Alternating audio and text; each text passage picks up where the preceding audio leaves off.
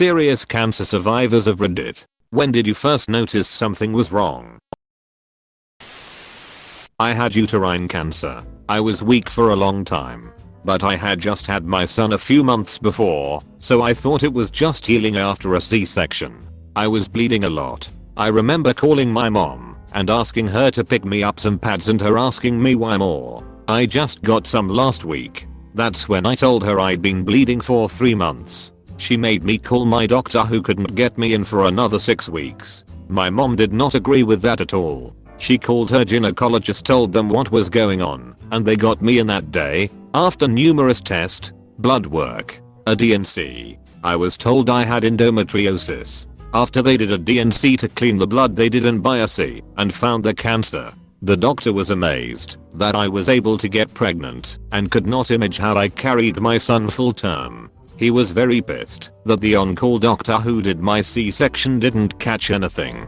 I remember after the biopsy came back, he came into the room and said very bluntly, "You have cancer. Now you have 2 options. We can treat it with chemo and radiation and hope for the best, or we can do a complete hysterectomy and get it all at once." I just looked at him and told him to cut that shit out of me. So 14 years later, cancer free, and I've been here to raise my kids.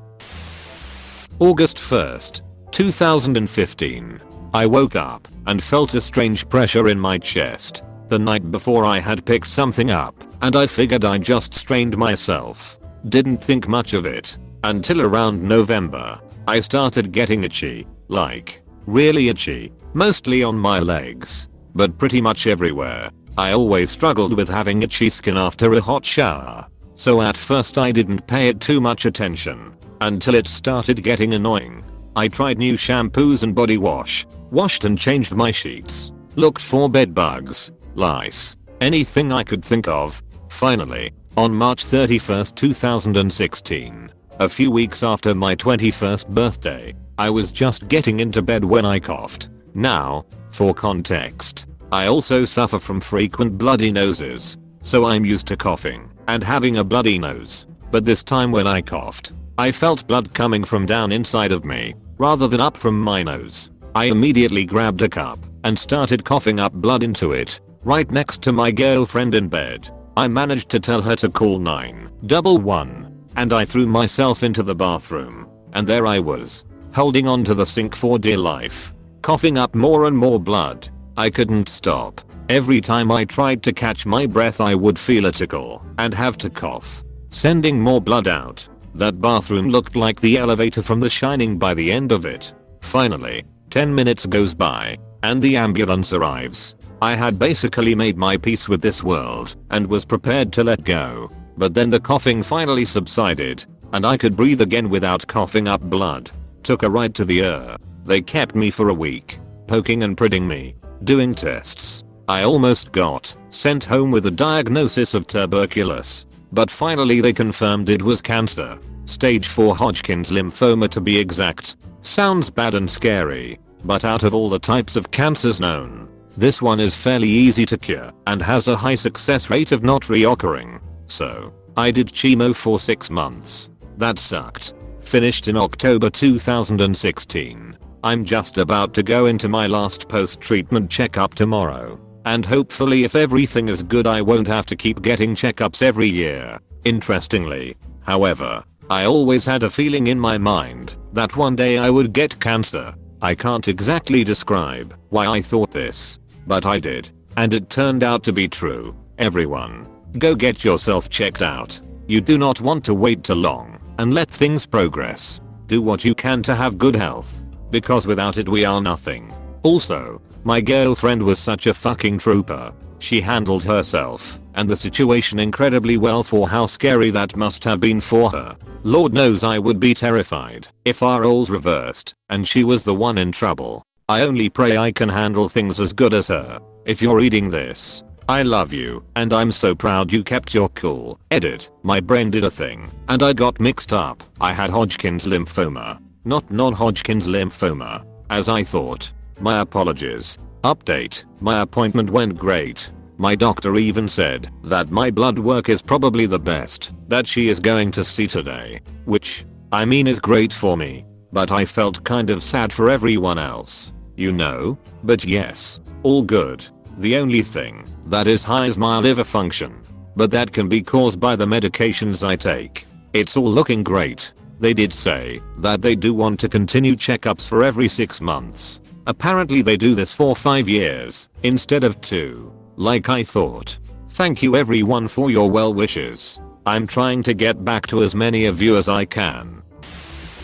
First bout with cancer was my brain tumor. I was having a business meeting with a contractor who was doing some graphic design work for my company. I'd had a few brain farts over the last couple of months, where I'd been trying to say a word, but just couldn't come up with it. I brushed them off as tip of my tongue type brain farts and ignored them. In this meeting I got stuck on the word an. I figured this is ridiculous and forced it, but what came out was AAHH, and I don't remember anything after that other than waking up in the hospital. Turns out I had an oligodendroglioma which had been pressing up against my speech center and had grown to the point where it was screwing with my ability to talk. It's incredibly rare, 4% of all brain tumors, and only found in men in their 40s. It's also almost never diagnosed until you have a seizure, which is what happened in the meeting. Apparently the contractor was traumatized as I fell out my chair and thrashed on the floor. Ambulances came,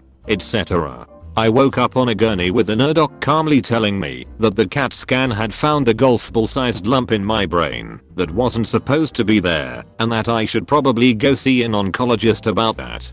That was over a decade ago. Oligodendrogliomas respond well to resection, chemo and radiation treatment, and I've been fine ever since. The second bout was this year when a polyp found during a routine colonoscopy had cancerous material in it, and they decided to do a lower colon resection in an abundance of caution.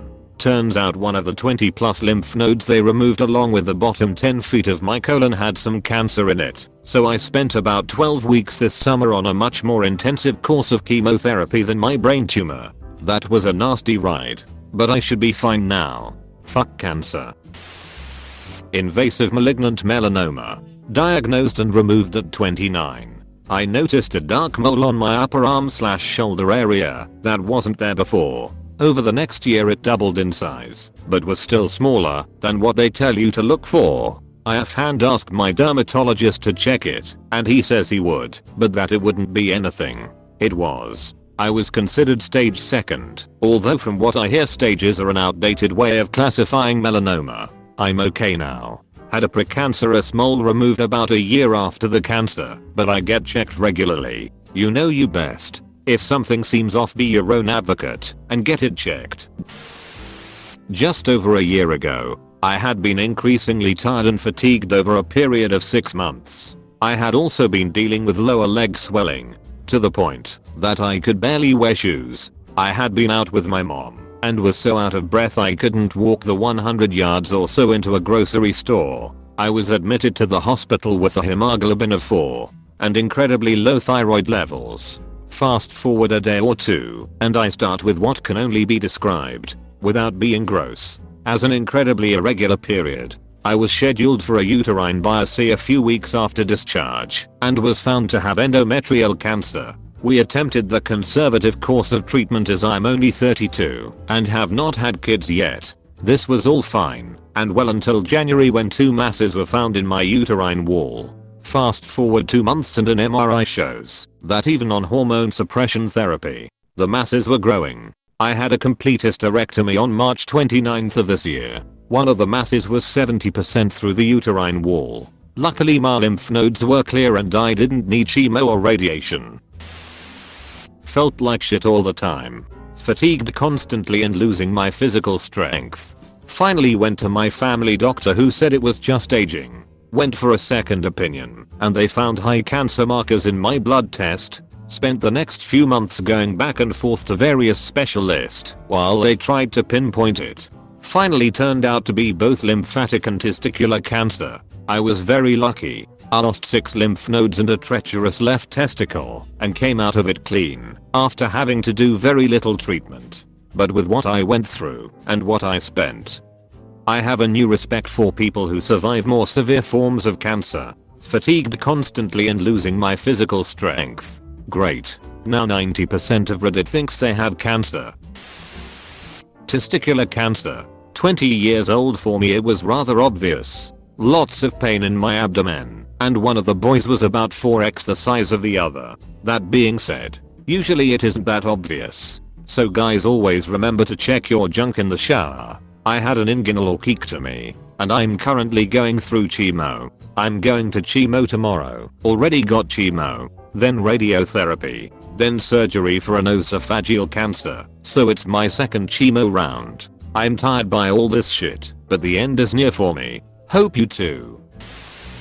I was studying in grad school, looking down and reading frequently when I began to feel vague neck discomfort. I ignored it for a few weeks, but told my then girlfriend. Then I noticed an asymmetrical bulge in my neck.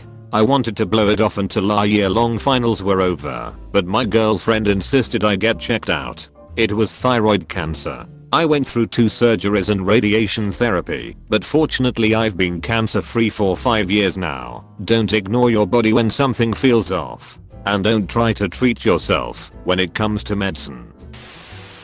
For me it started with my eyes in my late 30s.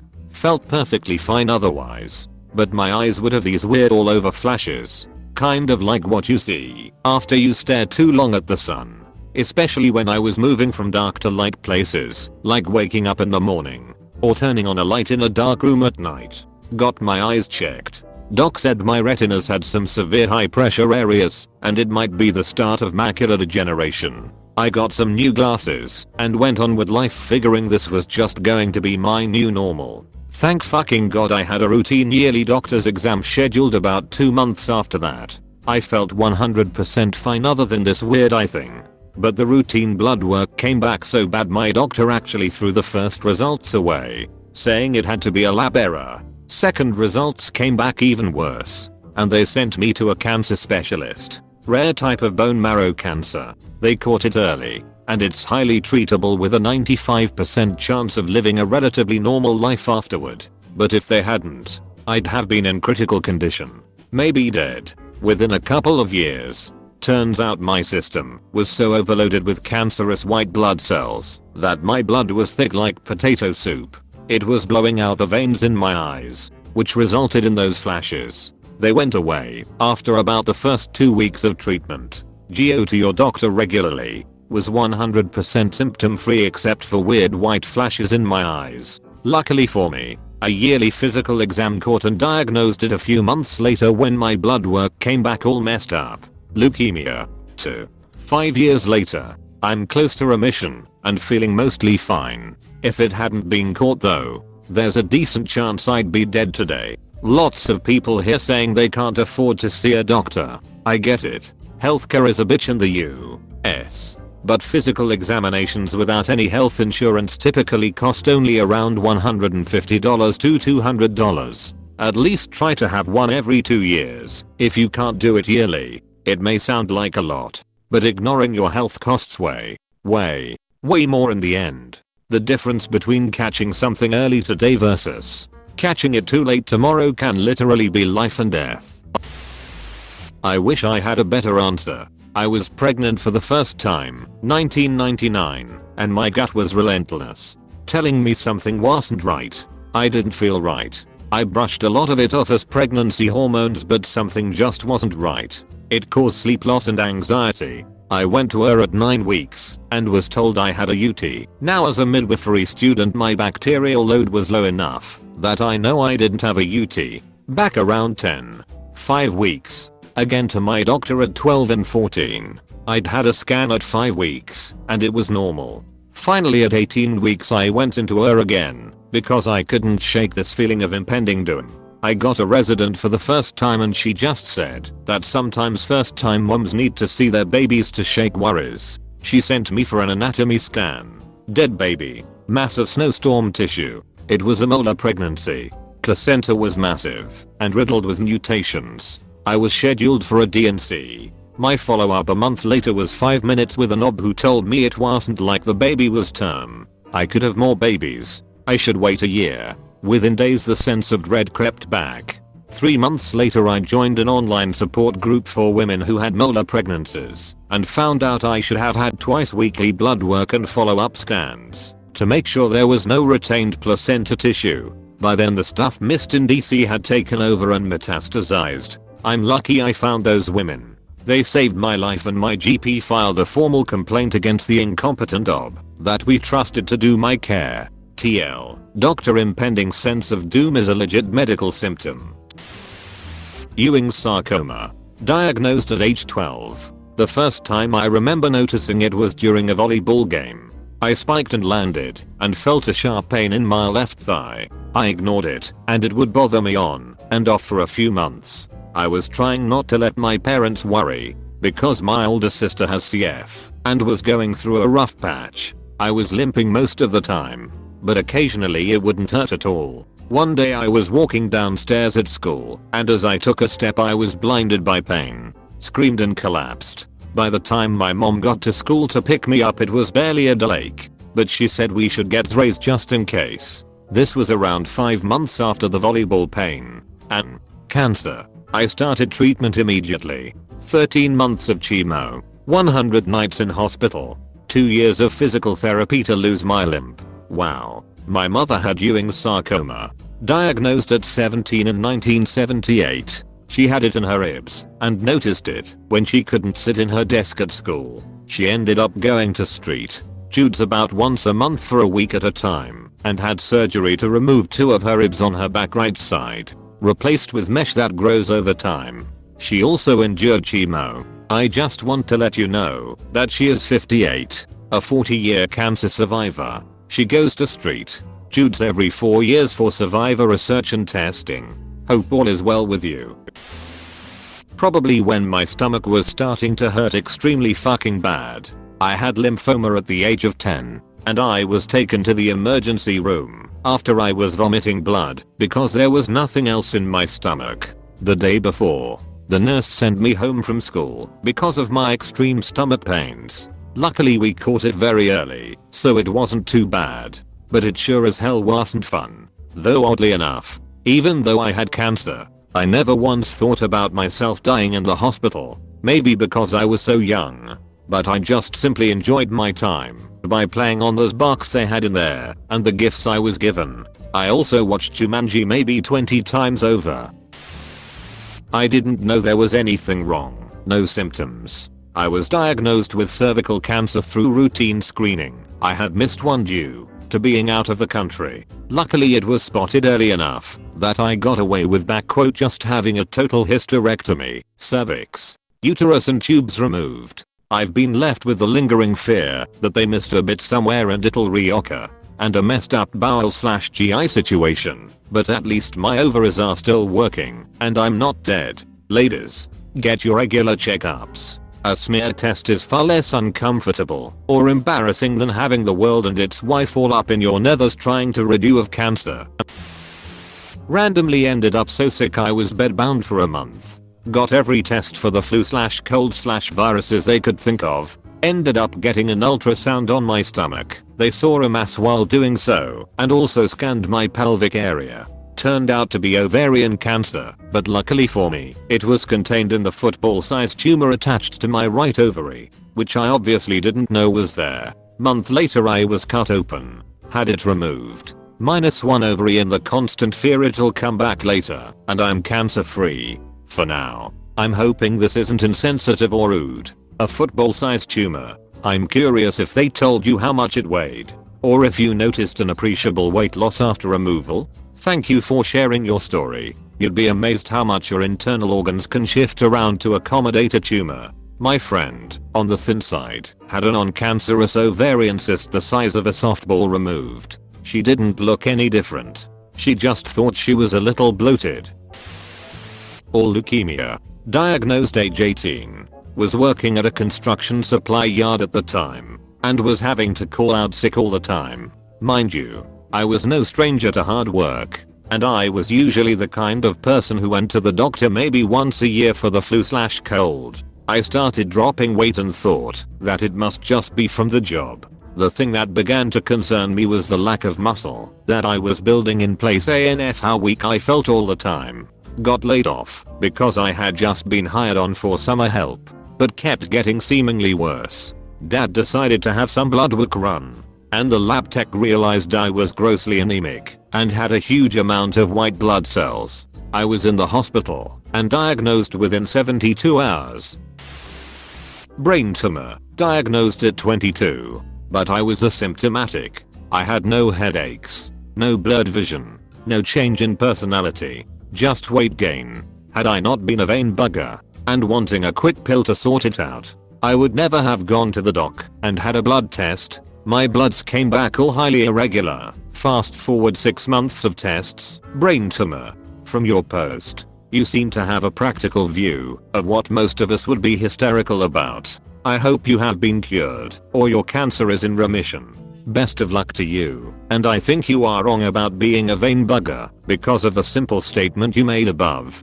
Thanks. For some reason it never really shook me. Everyone around me fell apart, but I've always been the sort to go okay. So it's cancer, what do we do now? And go with whatever was needed. Just to fill you in, I had unsuccessful brain surgery, drug and radiotherapy, and it stopped growing. I'm now 36. Have annual MRI scans. Every 6 months I have a checkup. My bloods and hormones are checked. And I'm a walking medicine cabinet. All I can say is, I'm glad I'm in the UK. One of my meds will cost me £1. $1 284 ago, and it only lasts 5 days.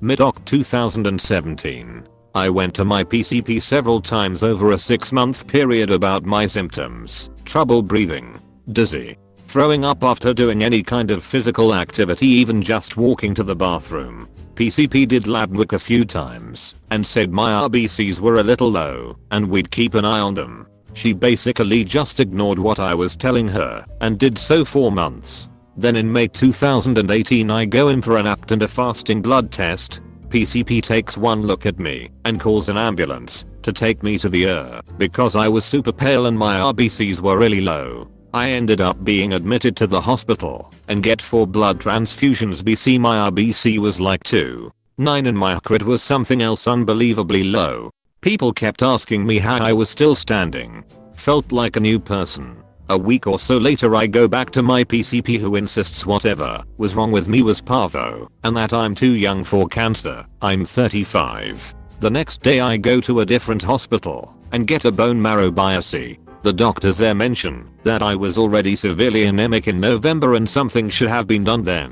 The day after that my husband and I get phone calls telling me to get to the hospital immediately. That I have cancer. I was diagnosed with FLT3 mutated acute myeloid leukemia, AML, and spent the next 2 months getting chemo, another week of HIDAC chemo, and then had a bone marrow transplant in September. Later found out what started in Oct was likely a pre-cancer, MDS, and had it been caught before developing into AML, it could have been easier to take care of. My oncologist also said that if I had had AML back when the symptoms started I would have been dead by May. I also wouldn't have lasted much longer had the AML not been diagnosed. Doing well so far, but that bitch PCP cost me months and ignored everything for so long that I nearly died. As of tests from last week I have 100% donor in the myeloid lineage, with 95% donor in the lymphocyte lineage. I'm not sure what the difference between the myeloid and lymphocyte lineage are,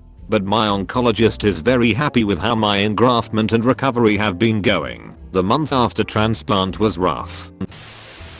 I was scratching my balls and felt a hard knot. Froze for like 10 seconds, panicking internally, thinking it's definitely cancer, then remembered that cancer is actually pretty rare and it's far more likely to just be a cyst or something.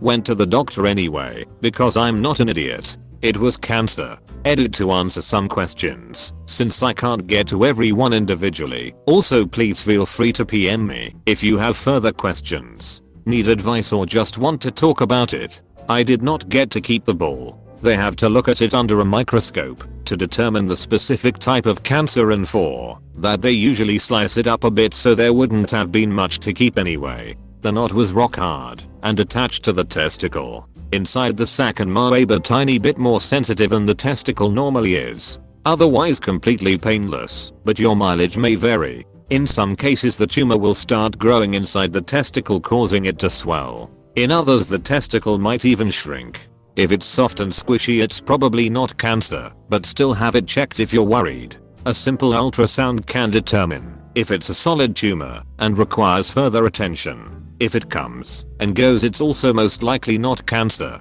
Cancer will generally only get bigger without treatment. They do offer you a prosthetic replacement, although I refused because I heard it can be uncomfortable in some situations and I don't notice a difference anyway. You can still have sex with one ball. The remaining testicle takes up the workload of the removed one. I'm not infertile and don't have testosterone problems, but that can happen in some cases. I was 21 when first diagnosed and 22 when I relapsed. Treatment didn't cost me anything because I live in a country with universal healthcare. Checking regularly is good, but don't overdo it. Generally once a month is enough. Testicular cancer is rare as it accounts for roughly 0.51% of male cancers.